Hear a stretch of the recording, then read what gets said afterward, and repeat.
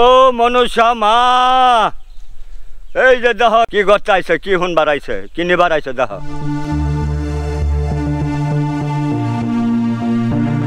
দেখেন একদমই ঘন জঙ্গল। এই ঘন জঙ্গলে এই রাস্তা দিয়ে চলাফেরা করেন তিনি।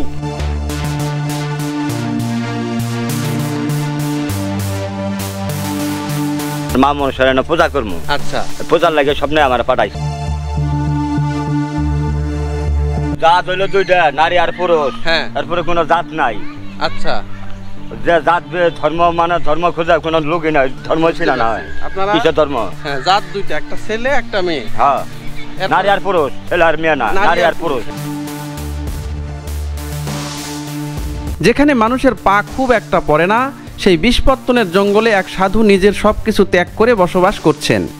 নেই কোনো ভোগবিলাস, নেই কোনো আড়ম্বর, আছে শুধু মনসা দেবীর প্রতি একনিষ্ঠ ভক্তি। অশুভ শক্তির কারণে লোকজন খুব একটা আসে না এখানে। চারদিকে নীরবতা, পাখির ডাক আর ভক্তির সুরে ভেসে বেড়ায় এই রহস্যময় আশ্রয়। অন্ধকার আর ভয় জাগানো এই জঙ্গলের মাঝেই এক সন্ন্যাসীর বসবাস। কেনই বা তিনি সব কিছু ছেড়ে লোকালয় থেকে নির্বাসিত হলেন? কি এমন শক্তি তাকে টেনে এনেছে এই নির্জন অরণ্যে? আর এখানে তার সাধনার উদ্দেশ্যই বা কী? এইসব অজানা রহস্য উন্মোচনের চেষ্টা করব আজকের ভিডিওতে।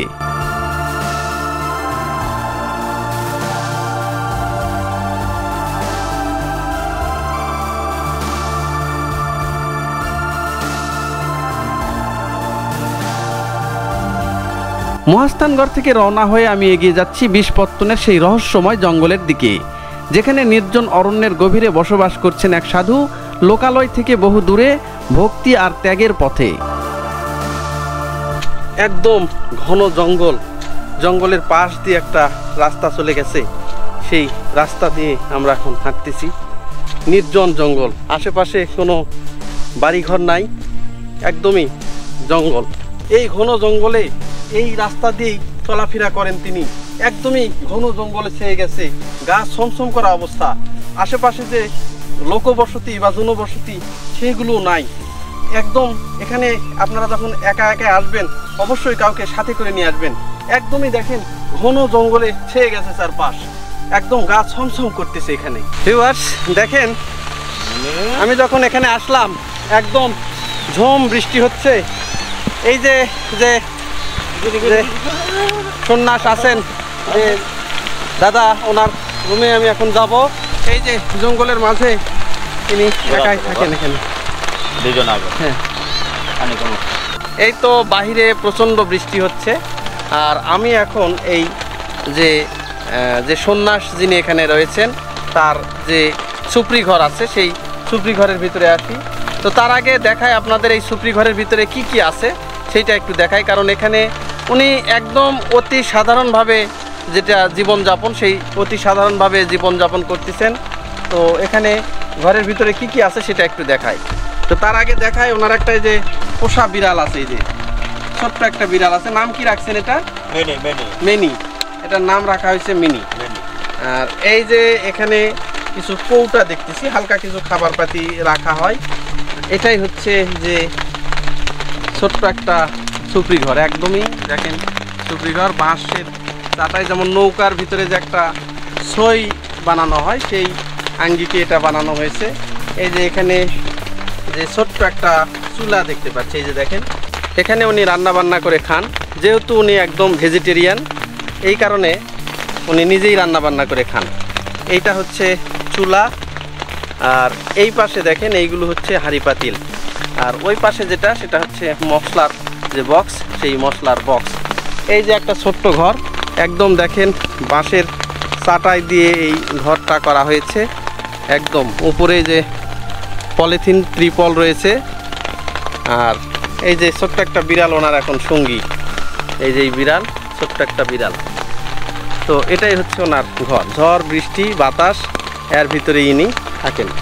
আর এই পাশে যেটা দেখতেছেন, এই যে এখানে এখানে হচ্ছে ওনার শোবার জায়গা। বৃষ্টি থামার পর বিষপত্তন ভিটার দিকে রওনা দিলাম আমরা। এই ভিটাতেই তিনি মনসা দেবীর পূজা দিয়ে থাকেন। ও মনসা মা, কি গচ্চাইছে, কি হুন বাড়াইছে, কি নিবারাইছে দেহ।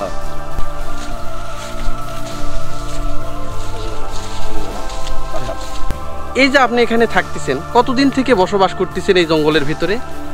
বছর খানি হইব। 1 বছরের মতো হবে। 1 বছর। আর আপনি আসছেন কোথা থেকে মূলত?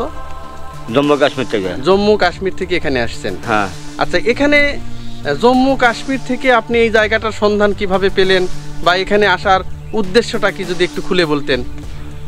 আমার কোনো উদ্দেশ্য নাই। আচ্ছা। উদ্দেশ্য একটাই, হ্যাঁ, আমি স্বপ্নের তাই পাইছি, স্বপ্নের তাই পাঠাই দিয়েছে দেবের দেব মহাদেব।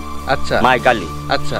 এবং আর আমার দেবের দেব মহাদেব স্বপ্নে পাঠাই দিছে। আমার কোনো উদ্দেশ্য নাই, উদ্দেশ্য একটাই, হ্যাঁ, এনে আমি যাতে পাপ করে থাকি, হ্যাঁ, পাবে ন আমি গঠন করবো আর মা মনসার এনে পূজা করবো। আচ্ছা, পূজার লাগে স্বপ্নে আমার পাঠাইছে। আচ্ছা। এখানে শুধুমাত্র এই মনসা দেবীকে আপনি পূজা অর্চনা করবেন, গুণগান গাইবেন, দেখাশোনা করবেন। হ্যাঁ। আর এই জন্য আপনি এখানে আসছেন, এসে জঙ্গলের মধ্যে একাই থাকতেছেন? একাই থাকে জঙ্গলে। আচ্ছা। একাই থাকে মনসার ধ্যান করি, পূজা করি। হ্যাঁ। এবং প্রদীপ জ্বালাই আমার মনসার নামে। আচ্ছা, আচ্ছা। আরেকটা বিষয়, যখন এখানে আপনি আসলেন, আপনি স্বয়ং দেবাদিদেব মহাদেব কি আপনি স্বপ্নে দেখাইছে, না মনসা দেবী আপনাকে? না, দেব মহাদেব। মহাদেব আপনাকে স্বপ্নে বলছে যে তুমি ওখানে চলে যাও, যে তুমি মনসার পূজা অর্চনা করো, ওটা ওই মন্দিরটা দেখাশোনা করো। হ্যাঁ। ও, বুঝতে পারছি। তা আপনি কি একদমই মানে সন্ন্যাস নিয়েছেন, সংসার ত্যাগী হয়ে গেছেন? মানে আমি কোনো বিয়ে শাদী করি নাই। বিয়ে শাদীও করেননি? না, একবারে সংসার ত্যাগী হয়ে এখানে চলে আসছে। হ্যাঁ। সংসার কি জিনিস আমি বুঝি না। আচ্ছা। সংসার আমার একটা জিনিস, আমার মহাদেবের ভোম ভোলার সেবা লাগে, আমার প্রসাদ লাগে। আচ্ছা। ওটাই আমার পরিবার। আচ্ছা, বুঝতে পারছি। মানে আপনি শিবের যে পূজা অর্চনা করেন, যখন যে প্রসাদটা দেন, এই প্রসাদটা আপনি খেয়ে, ওটাই আমার পরিবার, সংসার মনে করি। ওটাই সংসার। হ্যাঁ, হ্যাঁ। আর এই যে সংসার আপনি ফেলে দিয়ে চলে আসছেন এত দূর, খারাপ লাগে না? আমার আপন বলতে কেউ নাই তো, কিসের খারাপ? ওই আত্মীয় স্বজন থাকলে কি আমার ঘরে কি ওই যার ধর্ম নিয়ে চলে। হ্যাঁ, হ্যাঁ, হ্যাঁ। আমার ধর্ম নিয়ে আমি চলতে। আচ্ছা।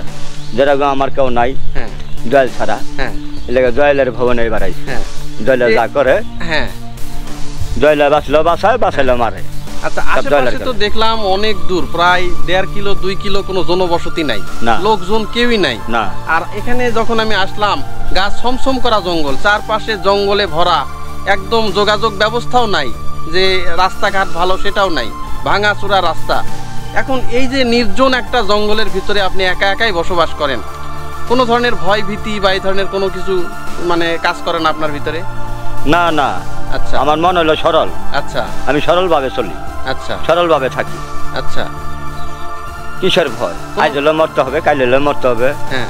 আচ্ছা, আপনার যে খাবার দাবার, মানে আপনি তো এখন কোনো পেশা করেন না, টাকা ইনকামের তো কোনো পথ আপনার নাই। না। তো সংসারটা আপনি যে ক্ষুধা নিবারণ করেন কিভাবে, খাওয়া দাওয়া কিভাবে হয় আপনার? ওই ঈশ্বর যদি মিলায়, হ্যাঁ, তাহলে খাই। আচ্ছা। আর না মিলালে বুকে হাত দিয়ে বসে থাকি। আচ্ছা। কোনো চাওয়া চিন্তার কোনো আমার অভ্যাস নেই। কোনো কিছু চাওয়া চিন্তার অভ্যাস নেই। এখানে দেখি যে অনেক সময় মানামানসিক করতে আসে অনেকেই, যে কারু মনোবাসনা পূর্ণ করার জন্য, যেমন সন্তান হচ্ছে না, সন্তানের জন্য, বা সংসারে কলহ ক্যাচাল, অনেক কিছু নিবারণের জন্য এখানে আসে, গাছের গোড়ায় চলে। তারা কি কিছু আপনাকে দিয়ে যায়, না এইভাবেই চলে?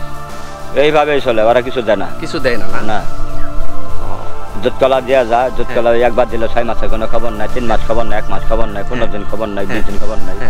আবার আপনি কারো কাছে দুধকলা খায়, আবার আপনি কারো কাছে কিছু চাইতেও পারবেন না। না, কারো চাওয়া নিষেধ। কেউ যদি ইচ্ছা করে কিছু দিতে দিল, এরপর আবার বুঝা খাইতে হবে। আচ্ছা, আচ্ছা। দিলেও খাওয়া যাবে না, দিলেও খেতে পারবেন না? না। আচ্ছা। দিলেও যে সংসারের ঝামেলা। হ্যাঁ। হারাম টাকা আছে পকেটে, সুদের টাকা আছে পকেটে, লাগানো টাকা আছে পকেটে। হ্যাঁ। যে খাওন দিলে যে খাইতে হবে এরকম মানে হয় না। ও, তার মানে আপনাকে যে খাবারটা দিবে সেই খাবারটাও সাদা হতে হবে, মানে একটা স্বচ্ছ, যে খেটে খাওয়া, ভালো টাকা, পরিশ্রমের টাকা, পরিশ্রমের টাকা, পরিশ্রমের খাওয়া। সুদ ঘুষ এগুলা চলবে না। বা কাউকে মেরে ধরে টাকায় না আপনাকে দান করতেছে, সেইগুলা চলবে না। না, ওগুলো আমি মানুষ এগুলো বুঝি। হ্যাঁ, হ্যাঁ, হ্যাঁ। মানুষ দেখলে খাই দেখলে আমি বুঝি। হ্যাঁ, তাছাড়াও যায় না, কথা বলে। এইগুলো আপনি বুঝতে পারেন? হ্যাঁ, বুঝতে পারি। বাপরে। এই যে মার, এটা হলো পবিত্র জায়গা। হ্যাঁ। অল বিশ্বের মধ্যে। হ্যাঁ। বিশ্বপতন কালিদাও সাগর। হ্যাঁ। এনে দু কথা চলে না। হ্যাঁ, এক কথাই চলে। এক কথাই চলে। যে এই জায়গাটা, যে মানুষই কন্যা চাইছে, তার কন্যাতে সংসারে আগুন ধরছে। সেমন সমস্যা এই জিনিসটা। এনে বীজ জাল হয় এখন। শোনা যায় যে এই জায়গাটাকে খনন করতে পারে না, যে খনন করছে তারই সমস্যা হয়। হ্যাঁ, তার বিপদ হয়েছে। আচ্ছা, ওই নিচ দিয়ে নাকি একটা গ্যাস পাইপ গেছে, তো এই গ্যাস পাইপ খনন করতেও নাকি 2 জন মারা গেছে। হ্যাঁ, ওই যে দেখা যায়, ওই যে 3টা খুঁটি, ওই যে 3টা খুঁটি দেখা যায়। হ্যাঁ, ওই 3টা খুঁটি। হ্যাঁ, এই কোনা ভাঙবা আছে। হ্যাঁ, হ্যাঁ, এই কোনা ভাঙতে যায়। হ্যাঁ, ওই ছাড়া নাকে মুখে রক্ত বাইরে হয়েছে আর মেডিকেল রাজ্যলা থাকছে সকালবেলা, মানে রাজ্য যে মেরে গেছে এই জায়গাটা। কতদিন আগের ঘটনা এটা? প্রায় বছর পার হয়ে গেছে, 1 বছরের মতো। আপনি আসার পরেই তো?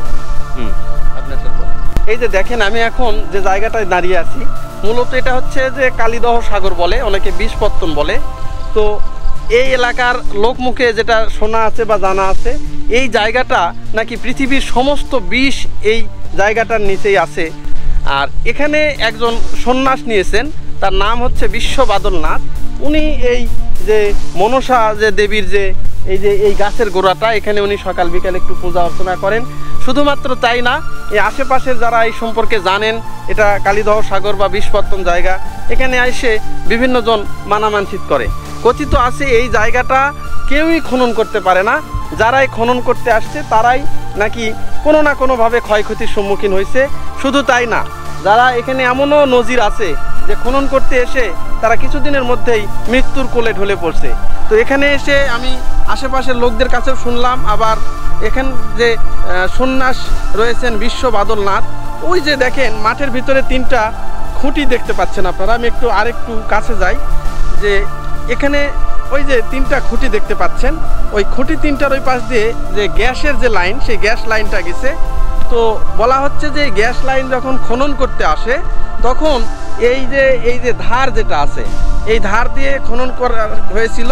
তখন ওই সময়ে 2 জন কর্মচারী, যারা আসলে এইটা মানাগোনা করে না বা মানাগোনা করেনি, সেই সময়ে তারা 2 জন নাকি মৃত্যুর কোলে ঢলে পড়ছে, মুখ দিয়ে রক্ত উঠে। তো এটা আসলে ওনার মুখ থেকে আমরা শুনলাম। শুধু তাই না, আশেপাশের লোকদের কাছ থেকেও এই কথাটাই আমি শুনেছি, এখানে কথিত আছে। আর এই জায়গাটা কেউই খনন করতে পারে না। বলা হচ্ছে যে পৃথিবীর নাকি সমস্ত বিষ এখানে জমা আছে। এই ভিটাটাকে বলা হচ্ছে বিষপত্তন ভিটা। দেখেন, একদমই ঘন জঙ্গলে ছেয়ে গেছে চারপাশ। আর এই যে এটা হচ্ছে একটা বড়য়ের গাছ, এইটা বড়য়ের গাছ। এই গাছের নিচেই এই জায়গাটাতে মনসা দেবীকে পূজা দেওয়া হয়। এই যে তার নিদর্শন স্বরূপ কিছু দেখতে পাচ্ছি, যে ধূপকাঠি যে জ্বালায় তার, সেটা দেখতে পাচ্ছি। এই যে একটু মালসা আছে, সেটা দেখতে পাচ্ছি। বিভিন্ন ধরনের পাত্র, ওই যেখানে একটা ইট দেওয়া আছে, বড় ইট, সেইটাও দেখতে পাচ্ছি। এইগুলোতে দুধ কলা দিয়ে পূজা অর্চনা করা হয়। আর এর নিচে দেখেন একটা ইট দিয়ে খনন করা আছে, এই যে ইটের খনন করা। এইগুলো কেউই কিন্তু হাত দেয় না, খনন করতে পারে না। বলা হচ্ছে যে পৃথিবীর সমস্ত যে বিষ, সে বিষ এখানেই জমা আছে। দেখেন, আবারও ঝমঝম করে বৃষ্টি চলে আসলো। আর এই বৃষ্টির মধ্যে ঘন জঙ্গলে ওনার সঙ্গে আমি হেঁটে যাচ্ছি। এই যে দেখেন, একদমই ঘন জঙ্গল।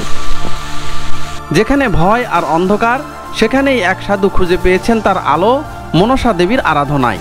আমি হয়তো বুঝতে পারিনি তার সব রহস্য, কিন্তু অনুভব করেছি তার ভক্তির গভীরতা। আজকের ভিডিও এখানেই শেষ করছি। ভালো লেগে থাকলে লাইক দিন, বন্ধুদের সাথে শেয়ার করুন, আর নতুন নতুন ভিডিও পেতে সাবস্ক্রাইব করতে ভুলবেন না।